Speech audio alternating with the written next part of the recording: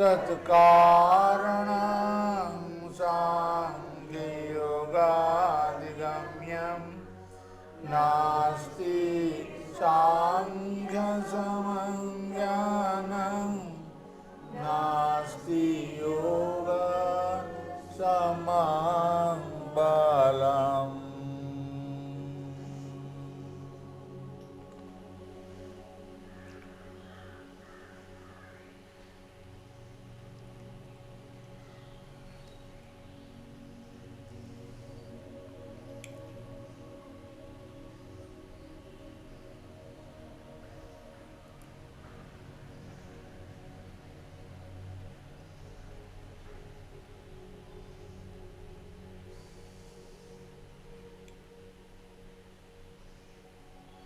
मरने के बाद समाधि नहीं, जीते जी समाधि हो जाए।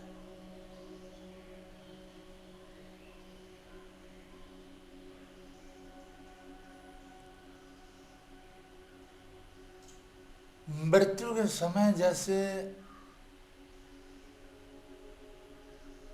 शरीर पत्थर की तरह हो, निष्क्रिय पड़ी रहती है,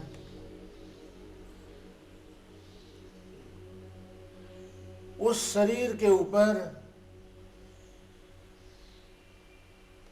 5 ज्ञानेंद्रिय हैं, जिसमें उसका कान भी है, वो नहीं सुनता, त्वचा भी है, स्पर्श का कोई उसे ज्ञान नहीं होता, आंख भी है, उसको रूप का कोई ज्ञान नहीं होता, जिह्वा भी है, उसको किसी प्रकार का व्यंजन का ज्ञान नहीं होता, और उसका नाक भी है, उसको किसी प्रकार का सुगंध का भी ज्ञान नहीं होता। ये मृतक व्यक्ति की पहचान है।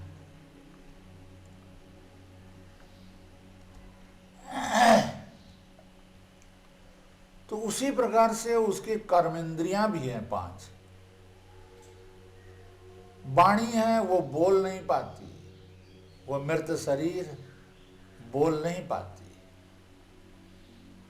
उसका पानी है यानी हाथ, उससे कुछ नहीं कर सकता।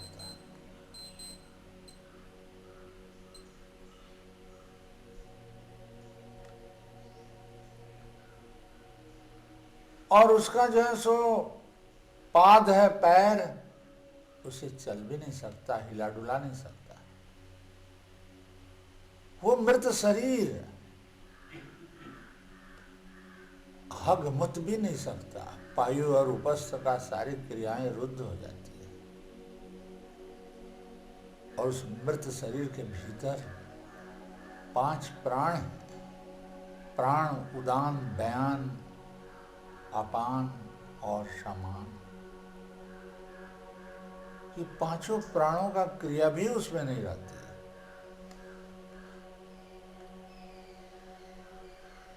इन 15 से शून्य हो जाती है वो मृत शरीर। तो हमें जीते जी वैसा ही होना है, सज्ञान स्वेच्छा से उस प्रकार होना है।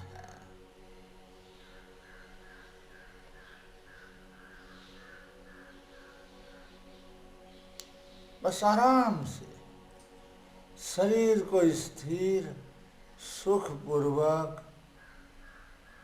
मृत्यु को शरीर स्मरण कर रही है और धीरे धीरे धीरे धीरे अपने को मरने की तरह छोड़ती चली जा रही है। शरीर के भीतर भी ज्ञान शक्ति है, शरीर भी ज्ञानमय है। वो शरीर को आदेश है कि तुम मरो, मरने की तरफ हो जाओ। तो ऋषि कहते हैं कि तुम अपने शरीर को आनंद पूर्वक ऐसा स्थिर करो कि मृत शरीर की तरह हो जाए। तो ऋषि हमसे चाहते हैं कि हमारा शरीर इतना स्थिर हो और आनंद पूर्वक हम मृत्यु को आह्वान करें और हमें मरने में सुख मिले। स्थिर सुखम आसनम, यह आसन इतना स्थिर हो कि मृत शरीर की तरह स्थिर हो जाए। तो इस स्थिरता के साथ साथ सारे ज्ञानेंद्रिय और कर्मेंद्रिय भी इतना स्थिर हो जाए कि जैसे गहरे नींद में अगर उस जो नींद में व्यक्ति है और उसके कान के पास यदि गोली चलाई जाए, बंदूक चलाई जाए, उसकी आवाज से वो जरा सा भी चिहुकता नहीं है, क्योंकि उसके कान के भीतर जो रिसीवर है, वो रिसीवर इतना सूक्ष्म, इतना स्थिर कि स्थिर के चरम गहराई में वो टिक गया।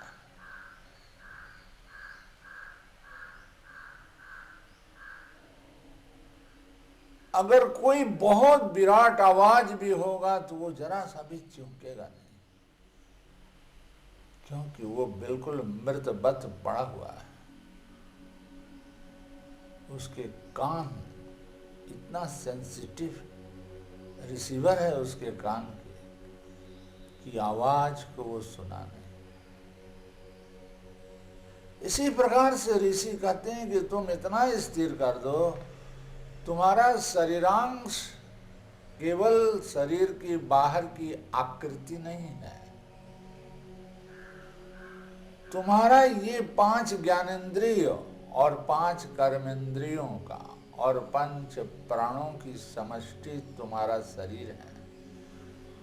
शरीर को इस कदर इतना स्थिर करो कि मृत्यु की तरह, मृत शरीर की तरह मरी पड़ी रहे, तब तुम अंतर यात्रा में प्रवेश करो। ये योगियों का योग साधना है।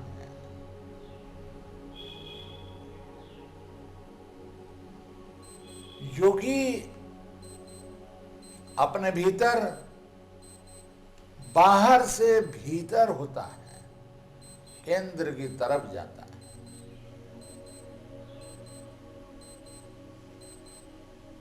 योग का अनुरागी बाहर से भीतर आत्मा की तरफ जाता है और सांख्य के अनुरागी केंद्र से बाहर को स्थिर करता है।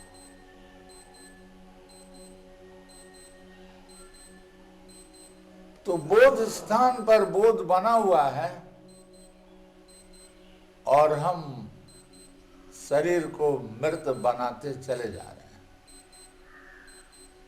केंद्र पर ठहर कर, केंद्र पर दृष्टा भाव को निरंतर बनाए रखकर बोध स्थान पर जो मस्तक के पश्चात भाग में है, अब वो जो है सो धीरे धीरे धीरे धीरे बाहर को स्थिर किए चला जा रहा है। वो दृष्टा भाव में जो दृष्टित्व है, वो अपने सामने ही अपने शरीर को मृत देखना चाहता है। तो बोध स्थान पर देखने का ज्ञान को बरकरार निरंतर उपस्थित वर्तमान रख वो अपने शरीर को स्थिर किए चला जा रहा है। शरीर स्थिर होती चली जा रही है, शिथिल होती चली जा रही है, उसमें सारे प्रयत्न शून्य होते चले जा रहे हैं। शरीर निष्क्रियता की चरम शिखर पर जाने की प्रवाह में है और हमारा बोध स्थान पर सांख्य का जो अंतिम ज्ञान है, 25वां तत्व का भाव बना हुआ है, हमारे अंतःकरण की शिखर पर है। अंतःकरण की आखिरी बुद्धि है, मन है, अहंकार है और बुद्धि है। उस बुद्धि के शिखर पर ये भाव दृष्टा का बना हुआ है। बुद्धि दृष्टाकारा बनी हुई है। अब वो दृष्टा शरीर को, समस्त ज्ञानेंद्रिय को, समस्त कर्मेंद्रिय को स्थिर और शिथिल किए चला जा रहा है।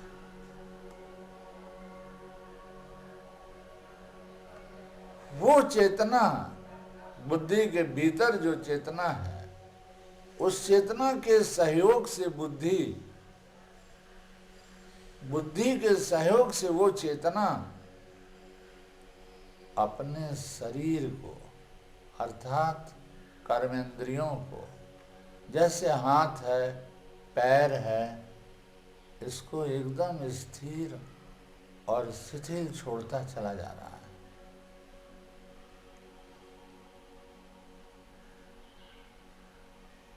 मालिक जो आदेश कर रहा है वही शरीर मानकर चल रहा है। शरीर को आदेश है कि तुम स्थिर हो जाओ, तुम्हारे भीतर कोई क्रिया न हो, प्रयत्न न हो, प्रयास न हो, निष्प्रयत्न शिथिल ढीला हो जाए। इतना ढीला छोड़ दो कि उसमें किसी प्रकार का कर्म करने की नशा न हो। कर्म करने की नशा, बाह्य विषय को देखने की, जानने की नशा और ये प्राण क्रिया की उपस्थिति, ये सब समाप्त हो जाए। तो एक एक करके स्थिर किए चले जा रहे हैं।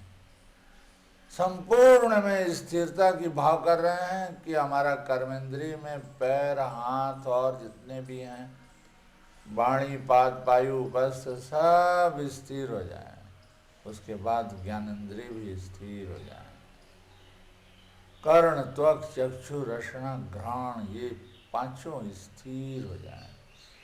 इन पांचों के भीतर जो मर्म स्थल है, मर्म बिंदुएं हैं, उन बिंदुओं का जो रिसीवर है, वो रिसीवर ही इतना स्थिर हो, इतना शिथिल हो कि वो सुषुप्ति में पहुंच जाए। जब वो सुषुप्ति में पहुंच जाता है तो फिर उसको बाहर की आवाज नहीं सुनाई पड़ेगा। बाहर का शरीर कहाँ है, कैसे सोई पड़ी हुई है, ये नहीं दिखाई देगा, ये समझ में नहीं आएगा। वो सब भूल जाता है, अतीत खो जाता है। वो किसका बेटा है, या वो किसका बाप है, या वो किसकी पति है, पत्नी है, इस तरह से उसका सब उपाधि शून्य हो जाता है। अगर उस व्यक्ति को उठा करके एक गांव से दूसरे गांव में ले चला जाए तो वो चला जाएगा, उसको नहीं पता चलेगा उसका कितना बैंक बैलेंस है, उसकी कितने पुत्र पुत्रियां हैं, ये उनको नहीं पता होगा। कितने मकान हैं, कितने ज़मीन, कितने बीघे ज़मीन हैं, कितने क्या हैं, वो सब का कुछ का पता नहीं रहता है गहरे नींद वाले व्यक्ति को, क्योंकि उसकी सारी ज्ञानेंद्रियां और समस्त कर्मेंद्रियां सुषुप्ति में पहुंच जाती हैं। मच्छर काटता है उसको त्वचा में, लेकिन उससे पता नहीं चलता, क्योंकि वो त्वगिंद्रिय की जो मर्म बिंदु है वो भी प्रसुप्त हो जाती है, सुषुप्ति में पहुंच जाती है, गहरी नींद में पहुंच जाती है। उस समय उसको कोई ज्ञान नहीं रहता। तो इस तरह से हमें समझ में आ रहा है कि हम जीते जी इन सब को हम सुला दें,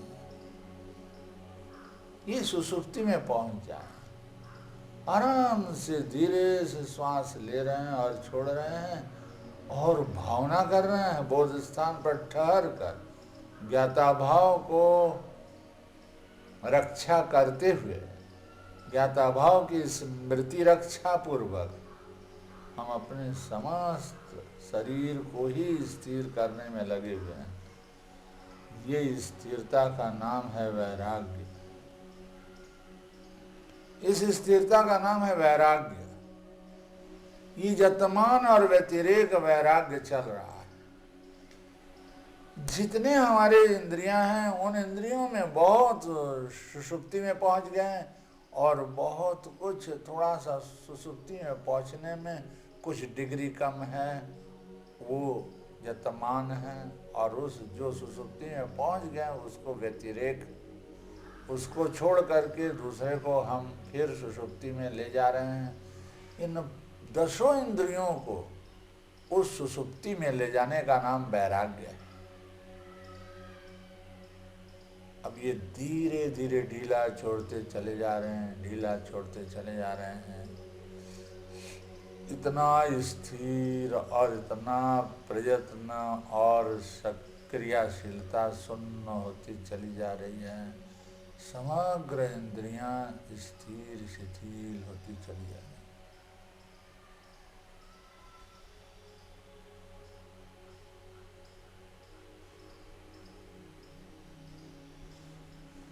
तो ऐसा स्थिरता को हम आह्वान कर रहे हैं बोध स्थान पर ठहर करके। हम बोध स्थान पर वर्तमान हैं। हमारा परम ज्ञान परमात्मा का स्मरण हमारे बुद्धि के शिखर पर है और वो बुद्धि के सहयोग से वो चेतना इन समस्त इंद्रियों का मालिक है, कर्ता है। और ये सब इंद्रियां उस मालिक का करण है। यहां तक कि अभी अंतःकरण भी बचा है,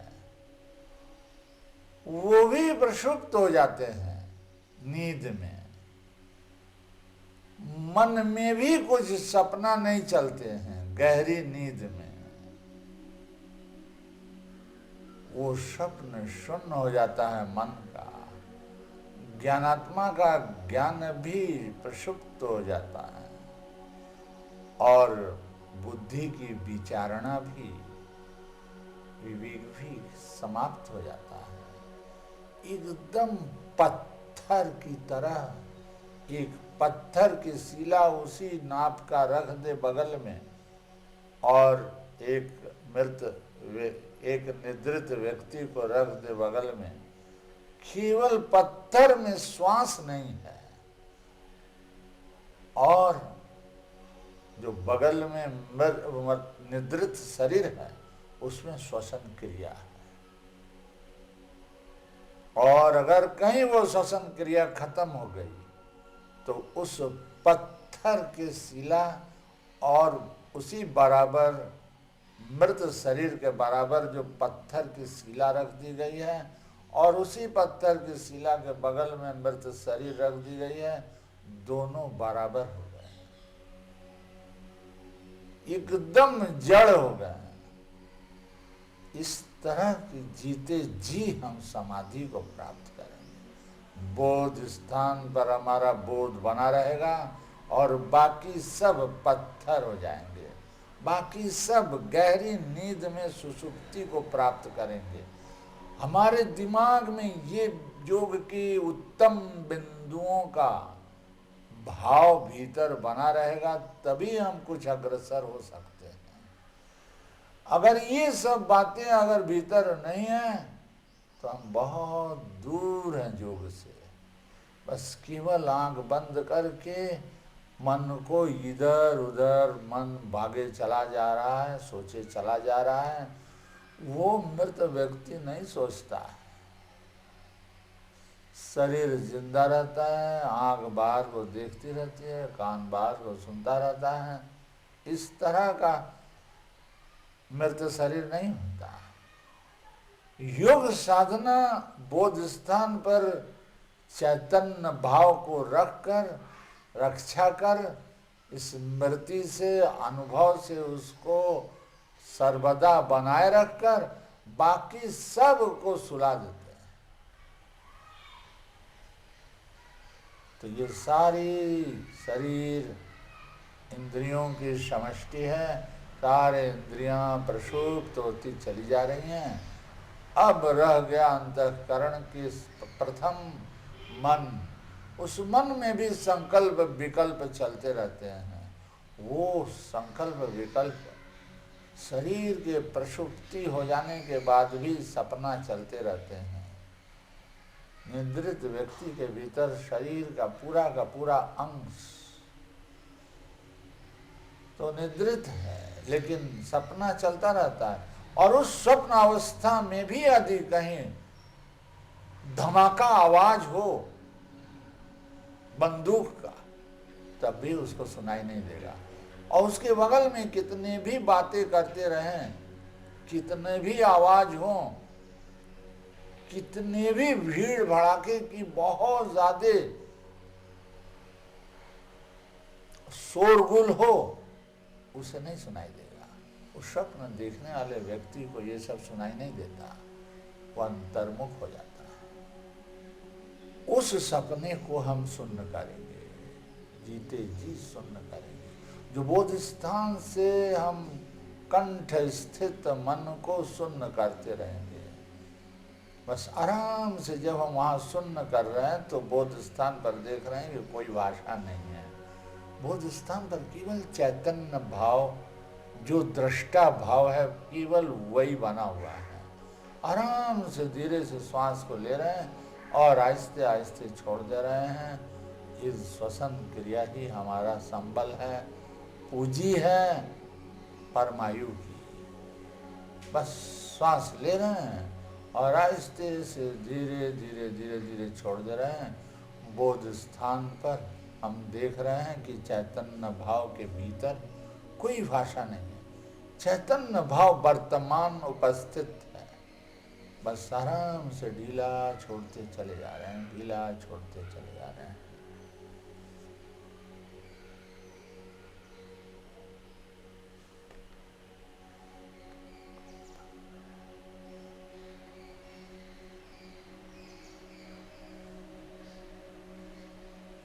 इतना ढीला छोड़ते चले जा रहे हैं कि बोध स्थान पर चैतन्य भाव स्थिर है और उसके भीतर कोई संकल्प कल्पना न हो। हम धीरे से श्वास को छोड़ रहे हैं। बोध स्थान पर चैतन्य भाव, दृष्टा भाव बना हुआ है। हम धीरे धीरे श्वास को छोड़ रहे हैं। हमारे बोध स्थान पर जो चैतन्य भाव है उसमें सपना नहीं है, उसमें स्वप्न शून्य हो गया है, क्योंकि उसमें भाषा नहीं है, मातृभाषा नहीं है। मातृभाषा को अवलंबन करके ही मन सोचता रहता है, विचार करता रहता है। सोच और विचार की प्रवाह चलता रहता है। संकल्प और कल्पनाएं बनती रहती है।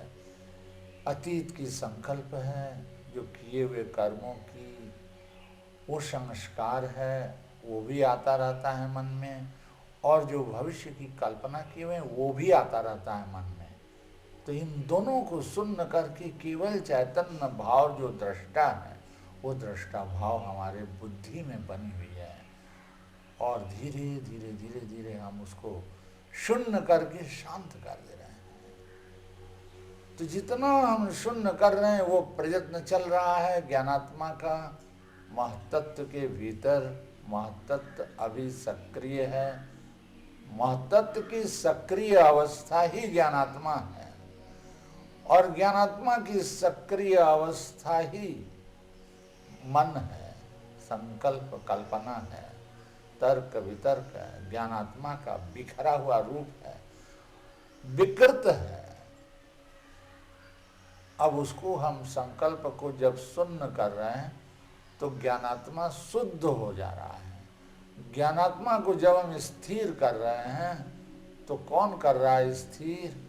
वो चैतन्य भाव जो बुद्धि के शिखर पर है, वो मन को शून्य कर रहा है, ज्ञानात्मा के ज्ञाता भाव को स्थिर कर रहा है और वो महतत्व को भी स्थिर करके अपनी तरह का बना ले रहा है। एकदम चैतन्य भाव से पूरा अंतःकरण परिपूरित हो जा रहा है।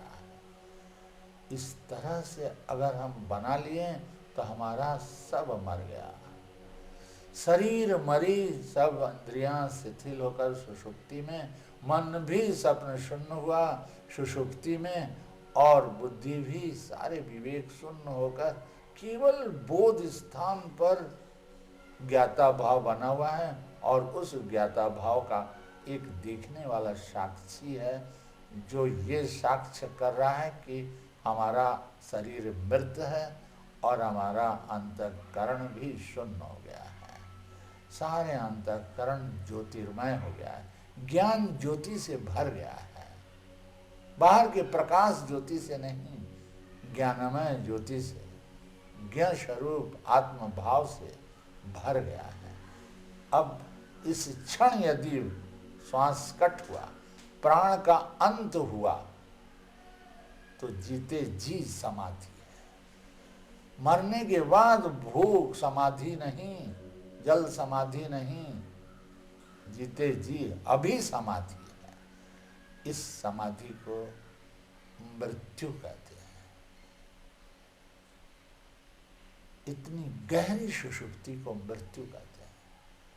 इस सुषुप्ति में पहुंचने के लिए सुषुम्ना रूप आत्मज्ञान बोध स्थान पर बना रहे, बस इसका अंत न हो। शांत बोध बना हुआ है, ध्यान बोध स्थान पर शांत है, और समय बीतता चला जा रहा है, प्राणांत हुआ और हमारा ये ध्यान बना ही रहा, अनंत काल के लिए बना रहे, और कुछ नहीं चाहिए।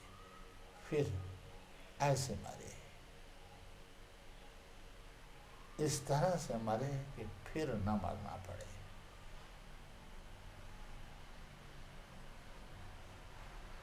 हाउ टू डाई, कैसे मरे, ऐसे मरे। इसी उद्देश्य से शांति पाठ। ओम शांति शांति शांति। ओम हरि ओम तत्सत्। ओम